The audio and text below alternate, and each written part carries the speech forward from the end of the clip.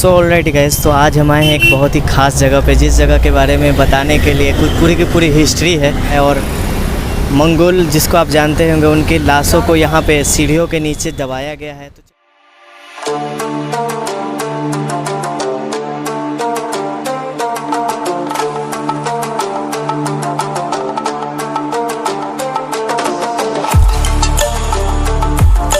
Hello guys, आज हम लोग आए हैं दिल्ली की एक मशहूर जगह जिसका नाम है तुगलकाबाद। ये एक पूरा का पूरा शहर है जो कि ऑलमोस्ट 8 किलोमीटर में फैला हुआ है। उसी के अंदर का एक जगह है जिसका नाम है तुगलकाबाद किला। उसी के अंदर अभी हम लोग एंट्री लिए हैं और अब जानेंगे कि इसके अंदर हम लोग क्या क्या देख सकते हैं, इसकी क्या कहानी है। वैसे ये किला एक शापित माना जाता है। इस किले को एक बद्दुआ मिली हुई है।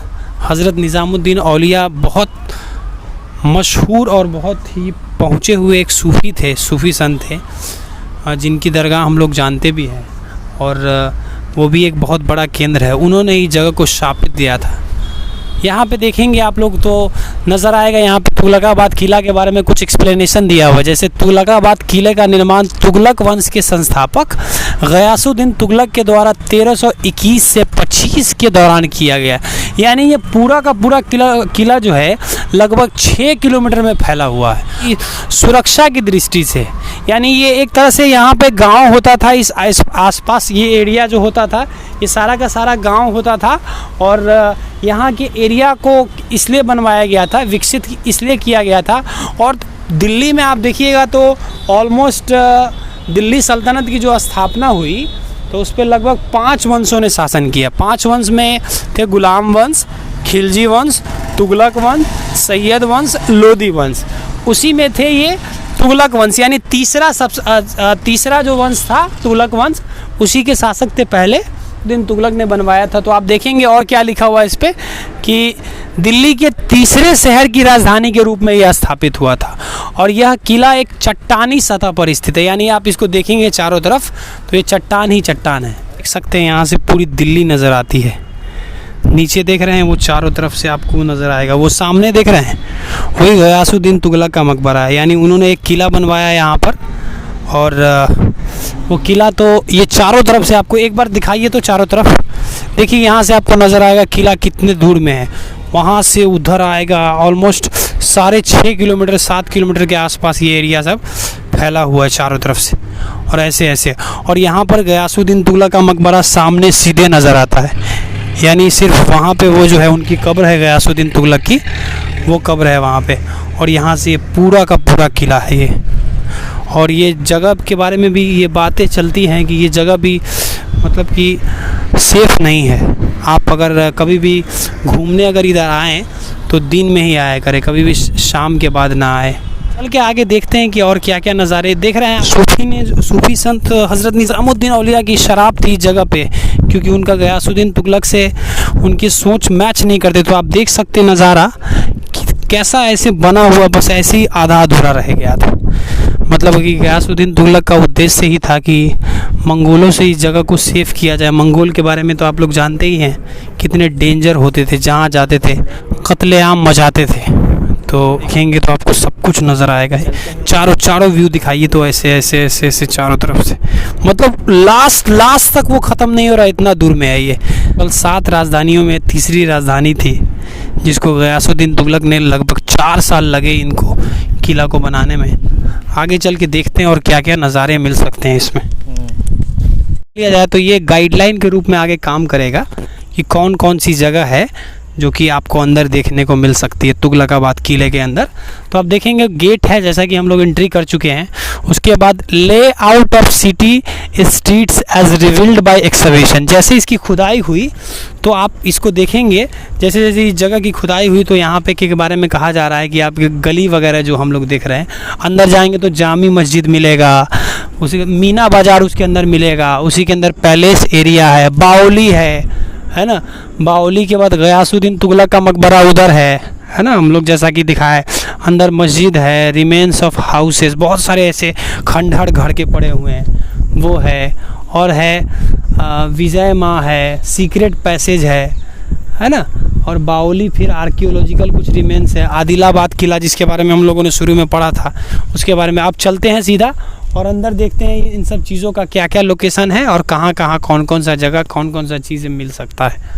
चलिए, लोग भी सोचते हैं कि पहले के जो थे, जितने भी लोग थे, वो उनको कितना मेहनत करना पड़ता होगा इस सब जगह पर बनाने के लिए। क्या दिन भर काम किया, दिन भर भी काम किया, हाँ। है ना। एक किले पे दिन भर काम किया, उसके बाद दूसरे किला वहाँ भी वो जो बाउली बनवाते थे ना हज़रत निज़ामुद्दीन औलिया, वहाँ पर भी काम करना पड़ता था जाके। तो कितना काम करना पड़ता था उन लोगों को। पहले के मजदूर भी, और ये इतना बड़ा बड़ा पत्थर जो कि इधर सारा का सारा बर्बादी दिख रहा है। क्या ये देखिए सब का सब, इसको अगर आप देखेंगे तो ऐसा लगता है कि ये राजा का महल हुआ करता था, जैसी इसकी जानकारी है। हाँ, महल नहीं, महल होता था, यानी राजा यहीं पे बैठते थे। वहाँ देखिए उसमें अभी बंदर घूम रहा है, इससे पता चल सकता है ये। उधर दिखाइए थोड़ा सा। लेकिन क्या शापित, क्या बद्दुआ है, आज बंदर वहाँ पे टहल रहे हैं। 700 साल, यानी आज से ठीक 700 साल पहले दिल्ली पर किस वंश का शासन था, वो तुगलक वंश के गयासुद्दीन तुगलक, जिन्होंने 5 साल शासन किया था। और अब चल के इधर देखते हैं, इधर कुछ निर्माण कार्य हो रहा है पहले से ही, जो कि अब जो है लेबर वगैरह का भी निवास यहीं पे है। इधर चल के देखते हैं नज़ारा क्या है। ये देख पाएंगे, ये किला के अंदर ये बहुत ही गहरा कुआं होता था, ऑलमोस्ट उस समय 100 फीट होता था जो है। और पानी का जो जलापूर्ति होता था, जो हम लोगों ने आगे देखा था, वो सारे पानी की सुविधाएं यहीं से मिलती थी। यानी पूरी की पूरी तुगलकाबाद एक गांव की तरह था ये पूरा, वो पानी यहीं से पिया करती थी। उधर देखेंगे तो आपको नज़र आएगा, वहाँ पे वो एक सीढ़ी हुआ करता था, वो एक तरह का प्रवेश द्वार है कि क्या है, आगे चलेंगे तो थोड़ा पता चलेगा। आप लोग जैसा कि देख सकते हो, यहाँ से आपको पूरा का पूरा दिल्ली के काफ़ी नज़ारे आपको दिख रहे होंगे, जो कि बहुत अच्छा लग रहा है देखने में मुझे। और ये आप देख सकते हो कितने अच्छे बिल्डिंग्स दिख रहे हैं, यहाँ से बनने वाले बिल्डिंग्स, बने हुए बिल्डिंग्स, और भी बहुत कुछ। ये जो दिल्ली का नज़ारा है, ये हम काफ़ी ऊपर आ चुके हैं, है कि नहीं? सजाद भाई अच्छे से आपको समझा रहे होंगे, और अच्छा लग रहा होगा तो प्लीज़ लाइक ज़रूर करें। तो सजाद भाई और बताने वाले हैं इस सीढ़ी के बारे में। यहाँ पर जो सीढ़ियाँ हैं, लीजिए सजाद भाई कुछ एक्सप्लेन करिए, क्या है ये इसका सीढ़ियों का? ये एक तरह का प्रवेश द्वार होगा था, यानी एंट्री के लिए रहता रहा होगा, नज़र रखने के लिए ऊपर चल के ऐसा भी हो सकता। सो गाइस, यहाँ से जो कि है नज़ारा आपको पूरी दिल्ली का दिख रहा होगा। ये पाएंगे तो आपको नज़र आएगा, ये पूरा का पूरा ये सिर्फ तुगलकाबाद फोर्ट है। चारों तरफ से आपको ये एक तरह से पूरा गांव शहर की तरफ बसा हुआ था, और ये ख़त्म नहीं होता पूरे 8 किलोमीटर में। वो सब देख रहे हैं, वो सब चारों तरफ से वैसे चारों तरफ से आता है वो। और यहाँ से गिरे तो एक बाल के जैसे ही जो है हमारी औकात भी नहीं रहेगी। तो चलते हैं अब, यहाँ पे ज़्यादा डरावनी जगह है और बहुत सारे मंगोलों की लाश पड़ी हुई है। देख सकते हैं हम लोग दिल्ली के प्रसिद्ध तुगलकाबाद फोर्ट के अंदर मीना बाज़ार के अंदर आ गए हैं। ये वही मीना बाज़ार है जो कि अपने काल का एक सुनहरे अक्षरों में लिखा जाता है। बहुत फेमस मीना बाज़ार हुआ करता था, और इसी के अंदर सारे बाज़ार लगते थे। हम लोग थोड़ा अंदर चल के देखेंगे कि क्या क्या है इसको। ये देखिए कितना दूर में ये मीना बाज़ार लगता था, यानी सब अपनी अपनी दुकानें यहाँ पे लगा सकते थे इधर उधर। तो ये पूरा का पूरा वहाँ साइड तक आप देख सकते हैं, अभी इसमें कुछ काम चल रहा है। तो इस तरह से ये बाज़ार उस समय हुआ करता था। तो जैसा कि हम लोगों ने आपको मीना बाज़ार दिखा दिया, दिल्ली का तुगलकाबाद का, जो कि यहाँ पे मीना बाज़ार लगता था। और जैसा कि आप लोग हिस्ट्री समझ रहे हो या समझ में आ रहा है, आप लोगों को मज़ा तो आ ही रहा होगा। आज कुछ अलग करने की कोशिश किया है हम लोगों ने, तो इसलिए आप लोगों को कुछ अलग दिखा रहे हैं आज ब्लॉग में। तो प्लीज़ आप लोग मेरे चैनल को सब्सक्राइब कर लीजिएगा, लाइक कर दीजिएगा इस वीडियो को।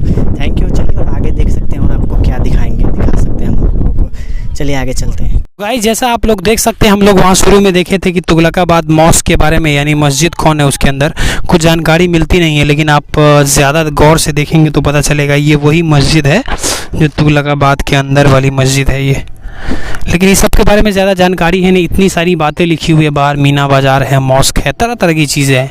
लेकिन अंदर आने के बाद आपको पता नहीं चलता है। आप पढ़ाई में ठीक होते हो या आप जानकारी ज़्यादा इकट्ठा करते हो तो पता चलता। जैसे इसको गौर से देखने के बाद ही मुझे अंदाज़ा लगा कि ये मस्जिद हो सकता है।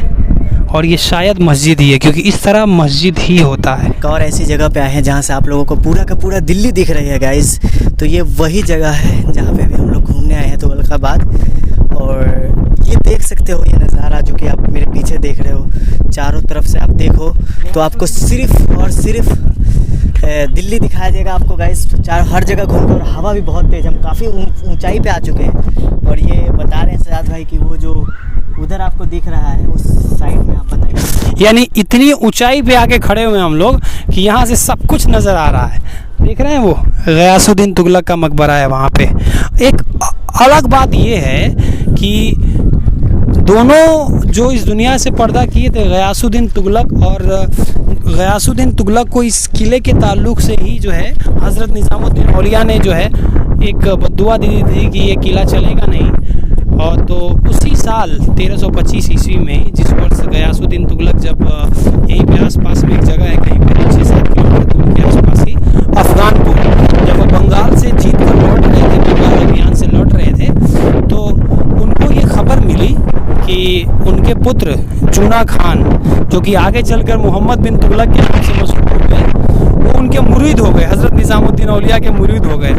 तो गयासुद्दीन तुगलक जो ये देख रहे थे कि उनको आगे चल के सुल्तान बनाना दिल्ली का, वो ये सूफ़ी के चक्कर में पड़ गए। यानी ये सल्तनत कैसे संभालेगा फिर। तो उन्होंने धमका दिया कि मैं आता हूँ, फिर देखता हूँ। उन्होंने जो है धमकी दी हज़रत निज़ामुद्दीन औलिया को कि मैं आऊँगा तो आपको। तो हज़रत निज़ामुद्दीन औलिया का मतभेद इनसे पहले ही चलता था। वो बाउली को लेके, वो जो बाउली बनवा रहे थे, यानी कि कुआँ बनवा रहे थे जिस पे मजदूर काम कर रहे थे, और इन्होंने तुगलकाबाद बनवाना शुरू कर दिया गयासुद्दीन तुगलक, जिसकी वजह से वहाँ के मजदूर जो है यहाँ आ गए काम करने के लिए। तो उनका भी वो काम सही से हो नहीं पाया हज़रत निज़ामुद्दीन औलिया का। तो उन्होंने तुगलकाबाद किले को एक शराब दे दिया कि अब सही दिनों तक, और सही वाकई में 10 साल भी यहाँ पे शासन नहीं रहा।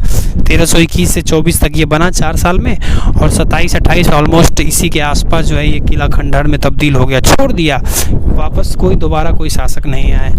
तो उसी बारे में है कि वो बाउली वगैरह के निर्माण में उन्होंने जो है, और आप देख सकते हैं कि वही वहाँ पर, और ये दोनों बस सिमिलरिटी है, कुछ नहीं है। जिस साल हज़रत निज़ामुद्दीन औलिया इस दुनिया को अलविदा कह के गए थे, उस साल वो गयासुद्दीन तुगलक भी उसी साल यानी 1325 ईस्वी में ही जो इस दुनिया को इनका भी इंतकाल हो गया था, गयासुद्दीन तुगलक का। और हज़रत निज़ामुद्दीन औलिया की शान तो हम लोग जानते ही हैं, और पहले की सूफियों का मर्तबा भी हम लोग जानते ही हैं कि जो दिन को रात बोल दिया तो वो रात है। चलिए अब यहाँ से आगे चल के कोशिश करते हैं वो तुगलकाबाद, वहाँ पे वो गयासुद्दीन तुगलक के मकबरे पे चलकर। गाइस तो फाइनली हमने पूरा ये एक्सप्लोर कर लिया और पूरा घूम चुके हैं हम लोग। तो उम्मीद है कि आप लोगों को ये वीडियो जो है कि काफ़ी इन्फॉर्मेटिव एंड पसंद आए होगी। तो वीडियो अगर हमारी अच्छी लगी हो तो प्लीज़ लाइक कर देना, एंड चैनल को पे नए हो तो सब्सक्राइब ज़रूर कर देना। और चलते तो ये जो लाइनिंग आप देख रहे हो, पहले हमने जो दिखाया था वो था तुगलकाबाद फोर्ट में जाने का रास्ता, जो कि उधर है बैक साइड में आप लोग देख रहे हैं। और ये जो है ये उस जगह जाने का है जहाँ पर उनका मकबरा है, जिसने गयासुद्दीन तुगलक का मकबरा ही है, दिख रहा होगा ये। अभी हम लोग गयासुद्दीन तुगलक के मकबरा में जाएंगे। हम लोग अभी देख रहे थे तुगलकाबाद फोर्ट, अब उसको डील कर लिया, अब इधर चलेंगे। अब चलिए चलते हैं गाइस, तो आप लोगों को दिखाते हैं आखिरी जगह इसका। गयासुद्दीन तुगलक के मकबरा के सामने खड़े हैं, उधर दिखाइए गयासुद्दीन तुगलक का मकबरा। वहाँ से देखेंगे तो एकदम क्लियर नज़र आएगा पूरा का पूरा मकबरा जो है। कहा जाता है कि उन्होंने खुद बनवाया था ये, और उनकी ख्वाहिश थी कि उनको यहीं पे दफनाया जाए। ये देखिए ये पूरा गयासुद्दीन तुगलक का मकबरा है।